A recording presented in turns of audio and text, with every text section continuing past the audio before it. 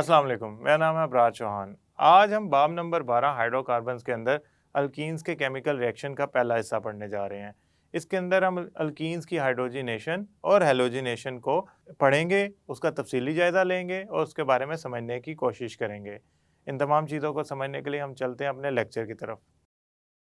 आज का हमारा मौजू है केमिकल रिएक्शंस जो अल्कीन्स के बारे में है और हमने इसमें ये पढ़ना है कि अल्कीन्स किस किस्म के केमिकल रिएक्शन करते हैं। अल्कीन्स के केमिकल रिएक्शन एक ख़ास किस्म के होते हैं।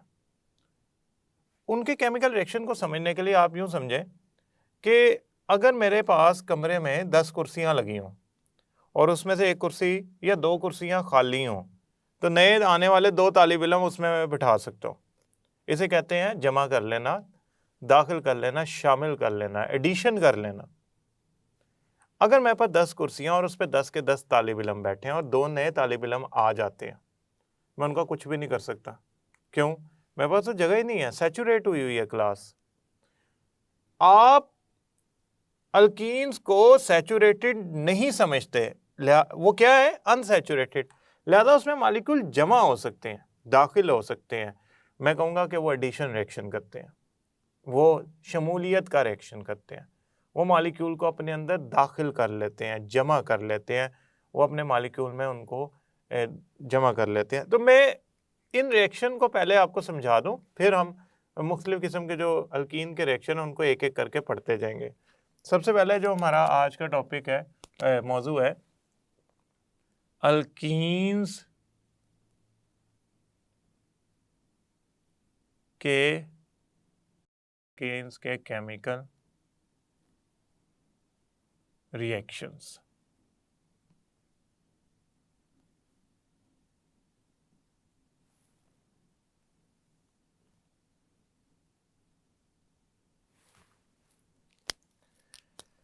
अल्कीन्स के केमिकल रिएक्शन जो होते हैं, ये अपने मॉलिक्यूल के अंदर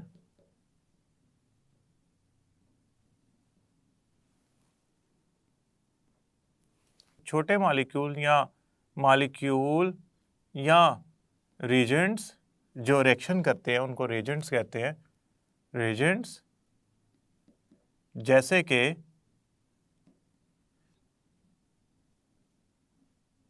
हाइड्रोजन, क्लोरीन और ब्रोमीन वगैरह को दाखिल कर लेते हैं। आप दाखिल का लफ्ज़ नहीं लिखना चाहते, आप लिख लें शामिल कर लेते हैं, जमा कर लेते हैं। आप जो लफ्ज़ आपको मुनासिब लगे। किसी चीज़ की जमा करना ना एडिशन कहलाता है, एडिशन। तो ऐसे रिएक्शन को हम ऐसे रिएक्शंस को एडिशन या शामिल करने, जमा करने का रिएक्शन कहते हैं।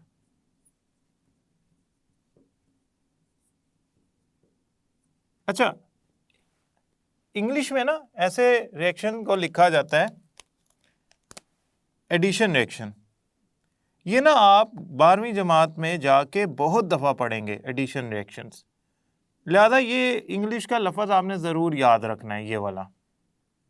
एडिशन रिएक्शन क्या होता है? जिसमें रिएजेंट्स को, मॉलिक्यूल को जमा करा दिया जाता है अपने मॉलिक्यूल के अंदर। मसलन आप यूँ समझें इसको समझने के लिए कि आपके पास ये एक मॉलिक्यूल है और इसके दरमियान में ये खाली जगह है, ठीक है। आपके पास कोई छोटा सा मॉलिक्यूल आया, मिसाल के तौर पे हाइड्रोजन नुमा कोई चीज़ आई इस साइज़ की छोटी सी, वो इसमें जमा हो सकती है, वो इसके अंदर घुस के बैठ सकती है। तो कुछ अब ये क्या करेगा, ये जो छोटा मॉलिक्यूल है, रीजेंट है, जैसे कि मसलन ये वाले, ये इसमें जाके यूं बैठ जाएंगे जिस तरह ये। अब ये है जमा हो जाना, दो चीज़ों का जुड़ जाना, मिल जाना। जो अल्कीन्स होते हैं ना, वो ये वाले रिएक्शन करते हैं। ये तबादले का रिएक्शन नहीं करना पसंद करते। उसकी वजह क्या है? इन बेचारों के पास तो पहले ही एटम कम होते हैं, तभी तो डबल बॉन्ड बनाया होता है, तभी तो अनसैचुरेटेड कहलाते हैं। तो अगर मैं इनमें ज़बरदस्ती एटम निकालने के सूरत में पड़ जाऊंगा तो ये तो पहले ही अनसैचुरेटेड है।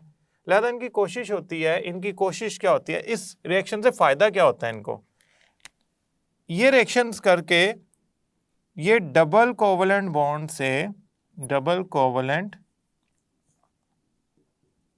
बॉन्ड से खुद को सिंगल कोवलेंट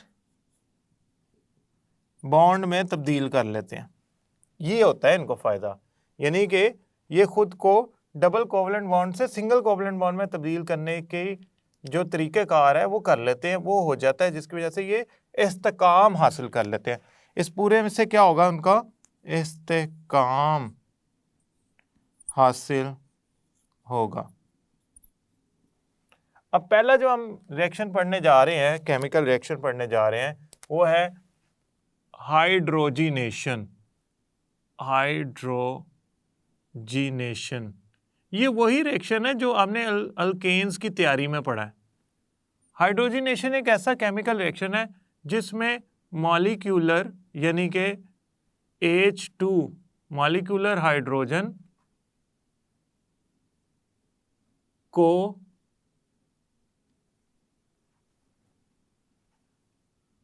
जमा किया जाता है, शामिल किया जाता है, शामिल किया जाता है अल्कीन्स के अंदर या अनसैचुरेटेड हाइड्रोकार्बन्स के अंदर। अभी हम चूँकि अल्कीन की बात कर रहे हैं तो तमाम अनसैचुरेटेड हाइड्रोकार्बन का जिक्र नहीं करेंगे। अल्काइंस भी अनसैचुरेटेड हाइड्रोकार्बन होते हैं लेकिन हमारे काम के नहीं है, लिहाजा हम उसका जिक्र नहीं करेंगे। हाँ, हमारा जो मसला है वो यही है कि अल्कीन्स में हाइड्रोजिनेशन होगी तो क्या होगा, जब अल्कीन्स में हाइड्रोजन जमा होती है, ज़ेर है, ठीक है, ये हाइड्रोजन मॉलिक्यूलर हाइड्रोजन है, ये दूसरी हाइड्रोजन नहीं है जो नौज़ायदा हाइड्रोजन होती है, वो रिडक्शन का प्रोसेस है, तरीका है, ये हाइड्रोजिनेशन है। इसमें हम जब हाइड्रोजन अल्कीन्स में शामिल करते हैं तो वो तब्दील हो जाते हैं अल्केन्स के अंदर, अल्केन्स के अंदर, यानी कि अल्कीन्स डबल बॉन्ड वाले तब्दील हो जाते हैं अल्केन्स सिंगल बॉन्ड वालों के अंदर। ये है आपका हाइड्रोजिनेशन का तरीक़ेकार। डबल बॉन्ड वाले अल्कीन्स जो होते हैं वो सिंगल बॉन्ड वाले अल्केन में तब्दील हो जाते हैं। हाइड्रोजन को अगर आपने जमा करना है तो उसके लिए कैटलिस्ट चाहिए, टेम्परेचर चाहिए। अगर आप मिसाल के तौर पे हाइड्रोजन को जमा करना चाहते हैं तो प्लाटिनम प्लाडियम ले सकते हैं, PD। इनके लिए टेम्परेचर, रूम टेम्परेचर, कमरा का टेम्परेचर यानी कि 25-30 इसके करीब करीब भी काम चल जाएगा, हाइड्रोजन दाखिल हो। लेकिन ये बड़े महंगे कैटलिस्ट हैं। आप हाइड्रोजन को जमा करने के लिए निकल कैटलिस्ट इस्तेमाल करते हैं और जो टेम्परेचर है वो तकरीबन इसके दरमियान में कुछ रखते हैं, यानी कि 250 से 300 डिग्री के दरमियान में 270, 250, 255, 56 वगैरह वगैरह कोई टेम्परेचर रखकर आप निकल की मौजूदगी में हाइड्रोजन को दाखिल करते हैं। उसकी वजह क्या है, निकल सस्ता है मेटल, इसकी भी सतह के ऊपर रिएक्शन होता है मगर ये सस्ता है, लिहाजा अगर ये ज़ाया हो भी जाए तो शायद दुख भी ना हो और इतना जो पैसों का नुकसान है वो भी शायद ना हो।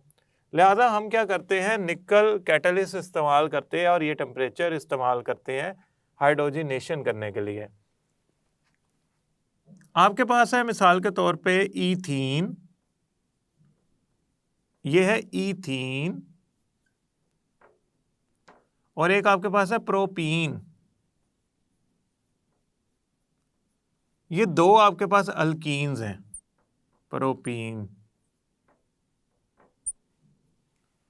आप दोनों में हाइड्रोजन अगर दाखिल करना चाहते हैं तो 1 मोल यानी कि एक के मुकाबले में एक के मुकाबले में एक हाइड्रोजन का मिकदार आप इसमें शामिल कर सकते हैं। निकल कैटलिस्ट 250 से 300 डिग्री की मौजूदगी में, निकल कैटलिस्ट 250 से 300 डिग्री की मौजूदगी में, मगर कहाँ जमा होनी है ये जरा गौर से देखें।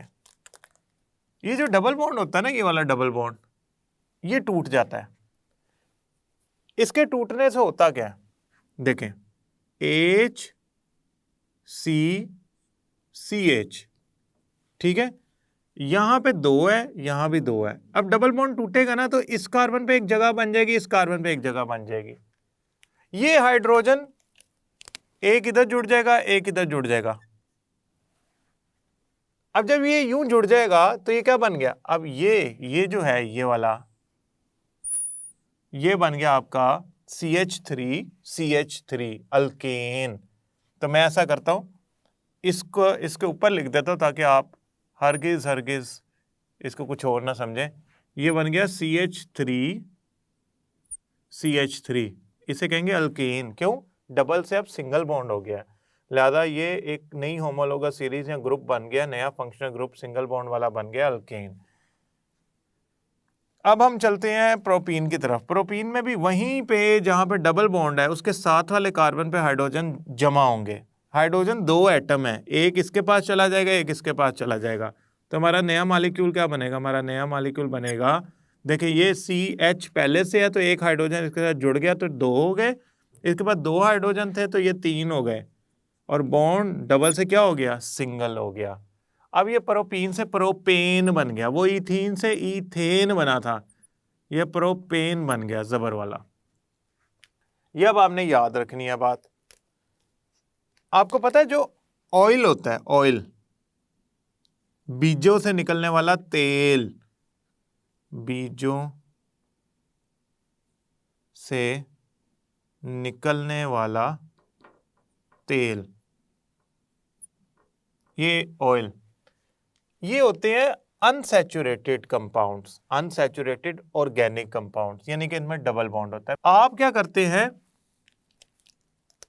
ऑयल के अंदर हाइड्रोजन दाखिल करते हैं, जमा करते हैं इन्हीं कैटलिस्ट की मौजूदगी में जो आपने अल्कीन्स को अल्केन में तब्दील करने के लिए हासिल किया था। अब ये हाइड्रोजन इसमें जब जमा होता है तो ये घी बना देता है, वनस्पति घी। वनस्पति घी असल में ऑयल की सैचुरेटेड किस्म है। अब ये देखें, पहले ये आपका ऑयल का मॉलिक्यूल था, इसमें जो डबल बॉन्ड मौजूद था, हाइड्रोजन दाखिल करने पर डबल बॉन्ड खत्म हो गया तो ये घी का मॉलिक्यूल बन गया।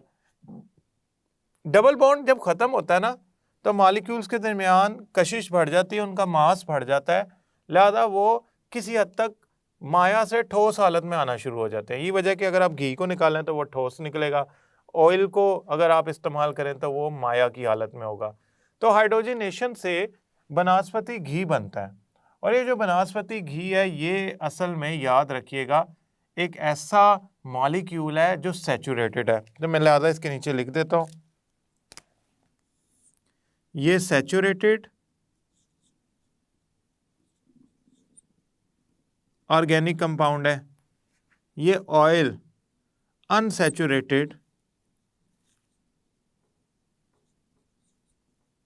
ऑर्गेनिक कंपाउंड है। लिहाजा हम ये हाइड्रोजनेशन का जो तरीका है वो सिर्फ अल्कीन्स को अल्काइंस वगैरह में नहीं, हम ऑयल को भी समझते हैं उसमें डबल बॉन्ड अल्कीन्स की तरह सिंगल बॉन्ड में तब्दील किया जा सकता है अगर हम निकल कैटलिस्ट और वो टेम्परेचर दे सके जो हमने निकल कैटलिस्ट के लिए ज़रूरी समझा है। अब हम जो दूसरा रिएक्शन करने जा रहे हैं इसमें हम जमा करेंगे, दाखिल करेंगे ब्रोमीन को, ब्रोमीन मॉलिक्यूल को अल्कीन के अंदर। इसे कहते हैं ब्रोमीन ब्रोमीन मॉलिक्यूल की एडिशन। अब ब्रोमीन मॉलिक्यूल क्या है, हैलोजन, तो इसे कहेंगे हैलोजिनेशन, यानी कि हैलोजन की जमा करना, शमूलियत अल्कीन के अंदर। इसे ब्रोमीन वाटर टेस्ट भी कहा जाता है क्योंकि ये ब्रोमीन वाटर टेस्ट इस्तेमाल होता है सैचुरेटेड और अनसैचुरेटेड में फ़र्क करने के लिए। मिसाल के तौर पे ये आपके सामने भूरा, सुर्खी, ब्राउन सा रंग नज़र आ रहा है ब्रोमीन वाटर का, यानी कि ब्रोमीन का पानी में जो एक्वस सोल्यूशन बनाया होता है ना वो ब्रोमीन वाटर कहलाता है। ब्रोमीन वाटर का ये भूरा सा रंग आपको नज़र आ रहा है टेस्ट ट्यूब के अंदर, ये ख़त्म हो जाता है अगर आप इसको अनसैचुरेटेड ऑर्गेनिक कंपाउंड के साथ मिक्स करें थोड़ी सी मिकदार में, मतलब ये पूरी टेस्ट ट्यूब नहीं उंडेल देनी, इसमें से कुछ कतरे आप ब्रोमीन वाटर के टेस्ट ट्यूब में डालें जो अनसैचुरेटेड हो, तो ये रंग ख़त्म हो जाता है। और अगर आप सैचुरेटेड में डालते तो रंग ख़त्म नहीं होता। इसका मतलब ये है कि जो आपका ब्रोमीन वाटर का शिनाख्त का तरीका वो ये है कि सैचुरेटेड में अपना रंग ख़त्म कर लेगी और अनसैचुरेटेड में अपना रंग ख़त्म नहीं करेगी। आखिर ऐसी क्या वजह है कि ब्रोमीन वाटर अनसैचुरेटेड में अपना रंग ख़त्म कर लेती है? असल में वो अनसैचुरेटेड मॉलिक्यूल के साथ मिलकर रिएक्शन कर लेती है।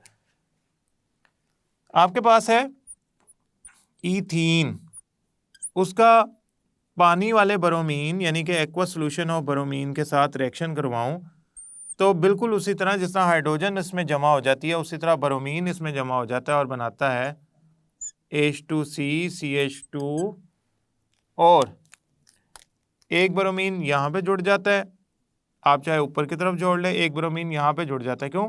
जब डबल बॉन्ड टूटेगा तो दो जगह बनेंगी, एक इस कार्बन पे, कार्बन नंबर 1 पे, कार्बन नंबर 2 पे, तो एक कार्बन और दो कार्बन पे एक एक ब्रोमीन जुड़ जाएगा। अगर ब्रोमीन इसी सूरत में रहता तो ये भूरा रंग रहना था।